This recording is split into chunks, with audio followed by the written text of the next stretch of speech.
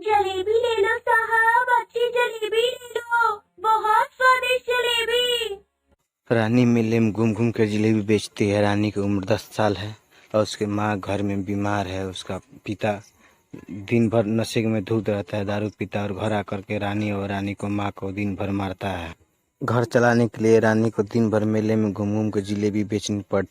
लड़की, देखो जरा कैसी जलेबी बनाई है तूने। हाँ, देखिए ना साहब। रानी अपनी टेढ़ी मेढ़ी बनाई हुई जलेबी उस लड़के को दिखाता है। फिर से वो आदमी हंसने लगता है। ये क्या बनाया है तूने? जलेबी तो गोल होती है ना, ये तो बिहार का मैप लग रहा है। ये दिखने में ऐसा है तो खाने में गंदा ही होगा, मैं कहीं और से खरीदूंगा। रानी से उस आदमी ने जलेबी नहीं खरीदा। अक्सर रानी को जलेबी कोई नहीं खरीदता। उसके टेढ़ी मेढ़ी जलेबी देख करके सभी हंसते और कहते हैं। और रानी बेचारी करती भी क्या, वो छोटी थी, उससे कभी भी गोल जलेबी बनाने को नहीं आती थी। क्या करे, बेचारी से कोई जलेबी नहीं खरीदता था और बाजार में जा करके कहती है, मुझसे बस 2-3 लोग ही जलेबी खरीदते हैं, इतने से पैसों से घर में खाना कैसे ले जाऊंगी?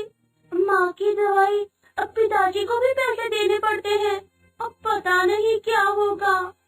शाम को रानी थोड़ी सी जलेबी बेच कर घर वापस आ जाती है। उसकी माँ घर में सावित्री बीमार थी और वो गर्भवती भी थी। आ गई बेटी। हाँ माँ, कैसी हो आज? तबीयत ठीक नहीं लग रही बेटी। मैं आज भी आपकी दवाई नहीं ला पाई माँ, कुछ ही पैसों की बिक्री हुई है, उससे राशन खरीदना पड़ेगा। कोई बात नहीं बेटी, मैं तो 2 दिन की मेहमान हूँ, जा राशन खरीद कर ला। रानी घर से जाने वाली थी तभी उसका बाबू बिरजू घर पे आ जाता है। अरे बेटी, तू आ गई, चलो अच्छा, मुझे पैसे दे, आज दोस्तों को दारू पिलानी है। पैसा?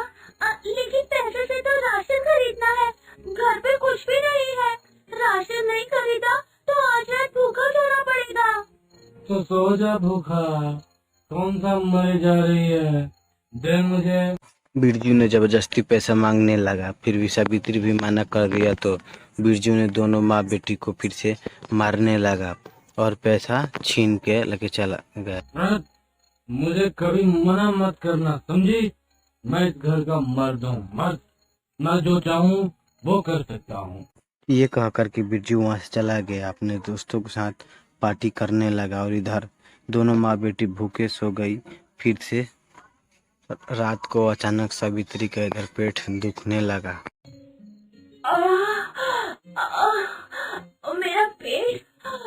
मेरा पेट फटक जा रहा है। पूरी रात सावित्री दर्द से तड़पती रही और सुबह एक सुंदर बेटी को जन्म देती है। और जन्म देने के बाद पूरे घर बेटी के रोने के गूंजने लगता है। फिर बाद में जन्म देने के बाद सावित्री को मौत हो जाती है। अम्मा, अम्मा, आप मुझे छोड़ के नहीं जा सकती। अम्मा। रानी ने अपने बहन को गोद में ले लिया।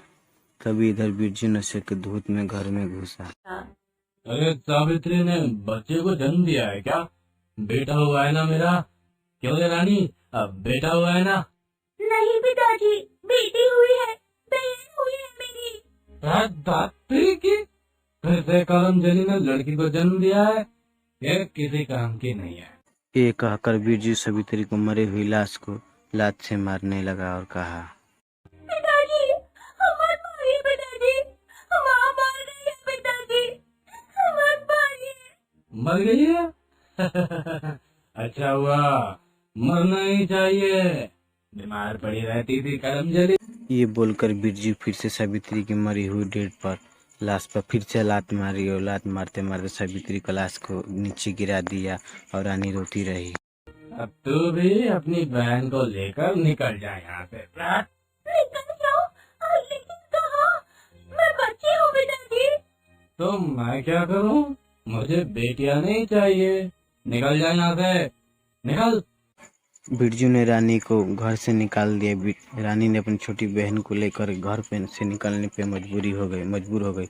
इधर बिरजू सावित्री की डेड बॉडी को लाकर के माटी में दफना दिया और इधर रानी सड़कों पे घूमते रही, रास्ते पे घूमते रही। मैं अभी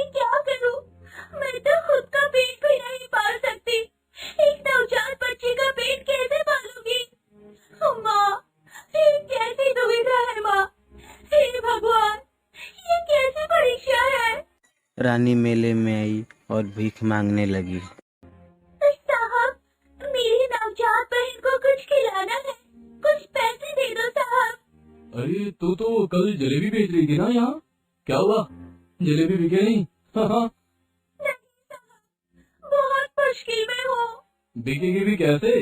टेढ़ी मेढ़ी जलेबी। हाँ।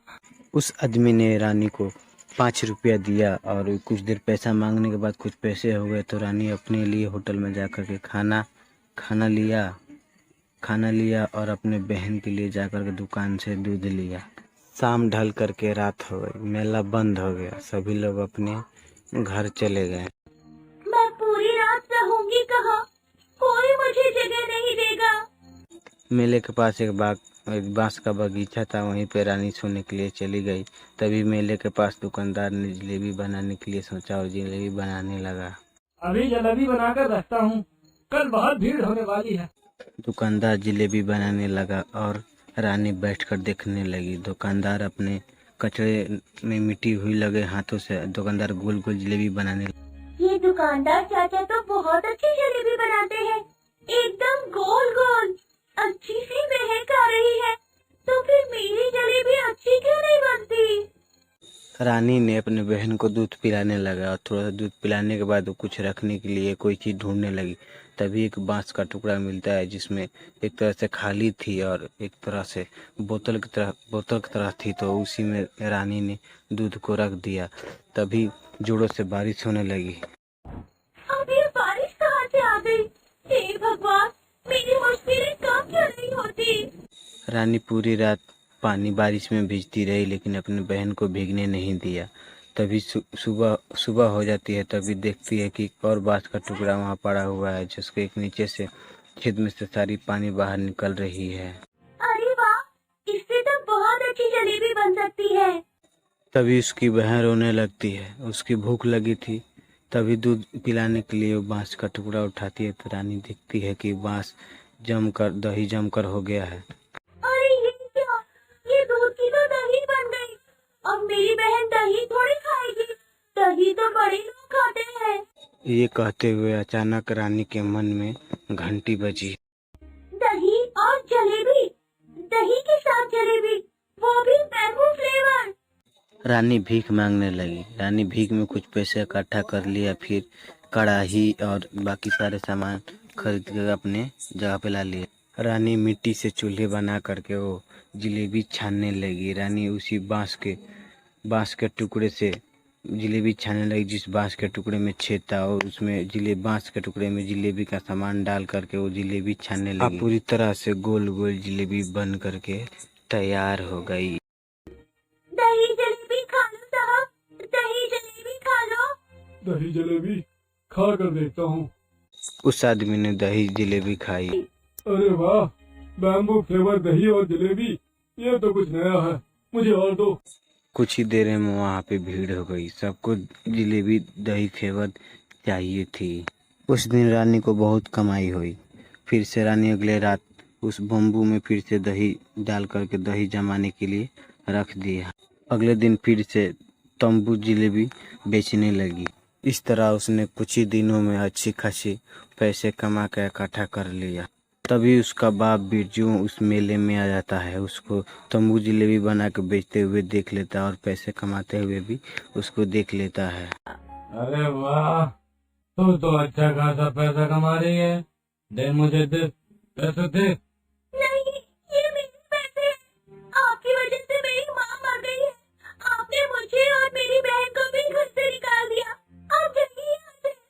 अच्छा, पैसे कमाकर घमंड बढ़ गया है तेरा, हाँ? तभी बिरजू रानी को मारने लगा। तभी वहाँ के मेले में के लोग रानी के पास आ गए। अरे ये बेवड़ा इस बच्ची को क्यों मार रहा है? मारो इसे।